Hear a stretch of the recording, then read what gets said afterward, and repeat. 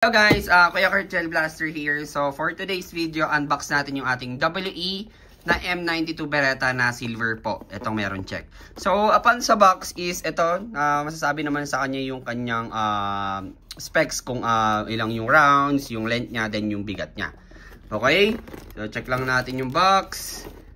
Ayan, so silver yung unit to, order to ni brother Norbert. Okay? So ito yung owner's manual, guides, syempre yung safety precautions, babasahin yan. So, ayan, ito yung ating M92 Beretta na silver. So guys, napakaganda, no? So kung wala kayong idea, magandang mako-consider nyo rin tong M92. Okay, so full metal unit tsaka full silver po yung kanyang magazine. Ayan, so 25 rounds, double stack po yan. Okay, then ito yung kanyang inlet valve tsaka markings ng WE sa kanyang mag plate. Okay, ang ganda, oh. Kung familiar ka talaga or lover boy ka sa mga silver unit, ito. Pakita ko lang sa inyo. Ayan. So, ang ganda ng silver. Kumikinang talaga. No? So, kung gusto nyo mag-ipon guys, may, suggest ko rin. Ito yung marerecommend ko na kunin nyo. Yung ating M92 Beretta Silver. Napakaganda. So, bolt action to.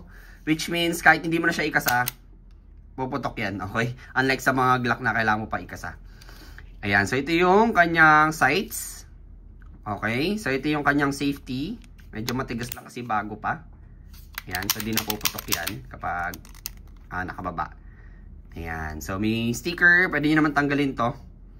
Okay, ito yung trigger nya. Ito yung kanyang lower frame, full metal. Full metal yung kanyang barrel din. Okay, so ayan, nakita nyo naman. Ang ganda, oh, grabe. Ang sarap niya sa kamay. As in. Ayun, no? Ayan. May markings din siya dito. Naka-engrave din. Minimal. Actually, konti lang talaga yung ano niya. Wala siya ganong markings. Ito lang yung nakita ko. Ito guys, langis yan bago pa kasi. Ayan. Military spec combat pistol. Ayan.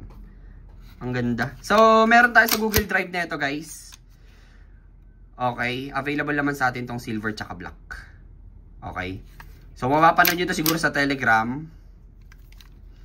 Ayan, make sure lang nakafollow kayo sa Facebook page natin tsaka sa TikTok. Ganda. Grabe.